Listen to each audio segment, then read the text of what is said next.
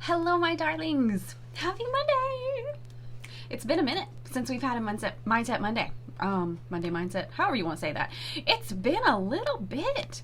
So, how are we doing? Good? Good? I got something good today. So, if we have not met, I am Erica Champion Wise. I'm an elite independent consultant in my direct sales company, and I love doing these Mindset Mondays and all sorts of other tips and stuff. So if you're new around here, follow me and I'll share them with you, all right? So today we got to talk about our words. We got to talk about our mouth. We got to talk about what we say. Oh, girl. And I'm going to preface this with, friend, I'm probably going to step on your toes. I mean, I'm going to do it out of love. I'm going to swipe these comments off because I'm going to get really distracted. So if you're talking, I will talk to you at the end, I promise. So I'm going to probably make you mad, but it's not from a mean place. It's from a place of, we got to do this. We got to do this. We have to watch our language. All right. We know that the power of life and death is in the tongue, right? We know that the power of life and death is in the tongue. But for some unknown reason, we kind of seem to forget that in our everyday life. So when I say watch your language, I'm not talking about cussing. Look, I don't care. You know, every once in a while I need to use some sentence enhancers too. That's not what I'm talking about. That's not at all what I'm talking about. What I'm talking about is the way you speak about yourself, the way you speak about other people, the way you speak about your spouse, the way you speak about your marriage, the way you speak about your business, the way you speak about your teammates, all of that kind of stuff. That's the language that we have to watch, because we can heal or kill based on the words that we say. So something for me, I'm gonna use real practical world advice from me. Like I am an overcoming people pleaser. I am overcoming codependence. I am overcoming the need for people to like me. I am overcoming the desire to make myself less so that people like me. Did you see how I said that? I am overcoming. I didn't say I am a people pleaser. I am overcoming people pleasing. I am coming out of people pleasing because I'm not out of it yet. I'm not a healed and reformed people pleaser. Like, I'm not there yet, but I'm working on it. And when we were overcoming financial struggles, I would say I am coming out of financial instability. I didn't say I was broke.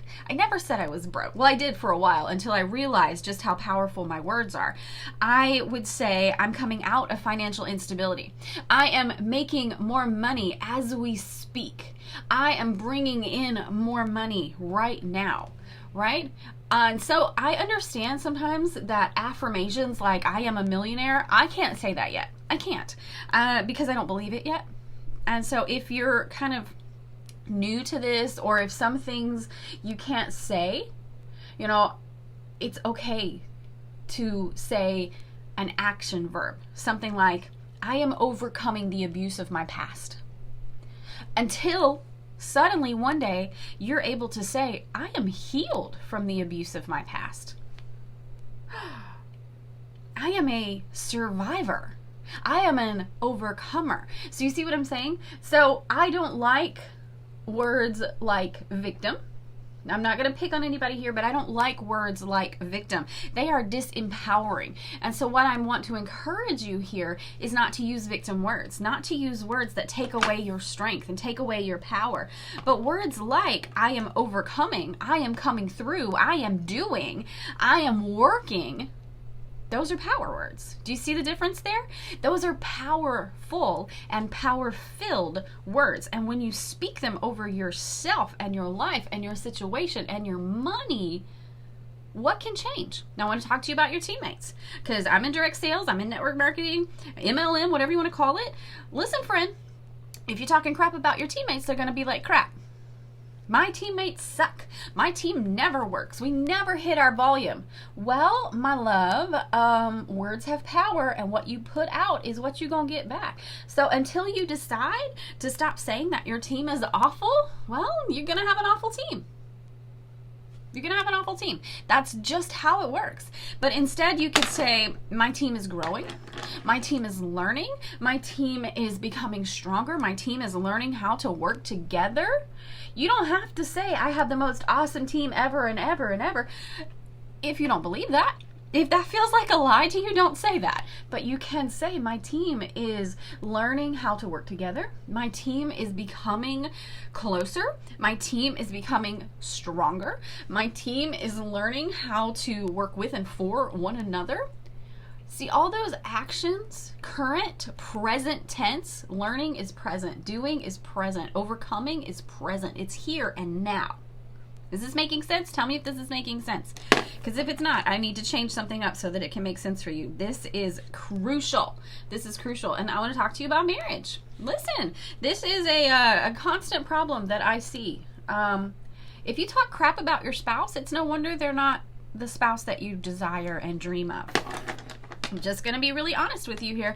If you're sitting there and you're talking garbage about the spouse that you have, it ain't no wonder that they're not the spouse that you dreamed of. They only will rise to the level that you set the bar. Do you know this? They will only go as far as you expect. Now, they might take 100 years to get to the place where you expect them. I understand that. I'm not saying that. But if all you do is talk crap about them, well, I mean, they're going to stay crappy. They're going to stay crappy. And so if you're sitting there and you are just griping and moaning about your spouse, rightfully so or otherwise, how are they going to want to grow? Well, if that's all she thinks about me, why do I want to grow? Oh, you ever thought about that? Especially if they overhear you, especially if you say it to them directly. Well, if that's all you think about me, why would I ever want to grow? Some of you on the other side of this had those parents. Some of you had those influential people in your lives that told you you were garbage and that you were useless and that you were never going to amount to anything. And some of you literally said, well, if that's all they think about me, why do I bother? I'm telling you, this really happens. Some of you on the other side of that coin said, well, I'm going to show you, right? But there are some people, there are absolutely some people where so much crap has been talked about them, they're like, why bother? And so I want to encourage you, you don't know who those people are. You don't know who your words are going to empower or disempower. You don't know who your smack talking is going to hurt or push. You can't know. You can't see from the outside. You just can't. It's just a physical impossibility. You can't know how your words are going to affect people. So, why not speak life over yourself? I am overcoming. I am coming into. My business is growing. My circle of influence is growing. My platform is getting bigger and bigger. And this hair is getting on my nerves right here. Like, get out of here. Why not speak life? You have the option. Why not exercise it? Why not use it to your advantage? Why not use the one thing that is 100% in control? Listen, we don't have control over a whole lot, and COVID has shown us just how little control we really have. Let's just be honest. But my darling, you have absolute, complete sovereignty and control of what comes out of your mouth. No one's talking for you. You're not a robot. No one's voicing over you. You're not a TV show. You have absolute, complete control and sovereignty over what comes out of your mouth. You do. You're the only one. You're it. You have absolute control over what comes out of your mouth. Your mama don't. Your brother don't. Your sister don't. Right? You don't have, no one else has control but you. And so in the world where you're searching for control, because let's be real, we all are. We're all needing to control something. The one thing we can control is right here. So why not control it? Why not make choices on what come out of our mouth? I understand that sometimes instinct gets you. It gets me too, because this is real. Like, it just comes right out and I have no control. It feels that way. But reality is different. I absolutely have control of what comes out of my mouth, even when I'm mad, even when I'm angry, even when I'm sad, even when I'm hurt, even when he said something stupid. I have control. And so do you. And so you're searching for control in an out of control world. Why not exercise control in a very specific area? So I'm going to give you some examples. You don't have to lie. I am not asking you to lie, period, because it feels icky and I don't like it either. I don't like saying untrue things about me and my situation. I don't. If you are broke, you probably cannot say I'm a millionaire and actually mean it. Part of you is like, you're an idiot, right? You can't say that, but you can say I'm coming out of financial difficulties. You can say that my business is growing bigger day by day. My business succeeds every time I work it. Do you see what I'm saying? You don't have to lie. You can use verbs and adverbs and adjectives in there to change the meaning of many things. You can. So use that to your advantage. If you are, I fight depression and anxiety. I used to say I have. I don't know if you guys have noticed that, but I've stopped saying I have, and I instead say I fight, because that is my current situation where I am fighting, and a lot of days I win. Now, some days I don't win, but that's okay. It's part of life, right? And so instead of saying I have this diagnosis, I fight this diagnosis, or I am healing from this diagnosis, or things like that. Do you see what I'm saying? Use empowering words for yourself. Use empowering words for what you need to overcome. Use empowering words for the things that you're coming through. When I was neck deep in hitting elite for my business, I would say every day, like 93 times a day, I am elite, I am elite, I am elite, I am elite. And I said it so much that I began to believe it. And so maybe you need to heal. I am healed. I am healed. I am whole. I am healed. I am whole. I am complete. Whatever it is. Or maybe it is that no longer defines me. That no longer defines me. I am past that thing. I am past that incident. I am past that abuse, or whatever it is. I am past that. I have grown past that. That's who I used to be. I say that a lot to myself because I have this internal chatter. Hold on. I have this mean girl that lives in my head. You guys probably have one too. And she pops up. Sometimes she pops up infrequently, and sometimes she pops up really often, and she's really annoying.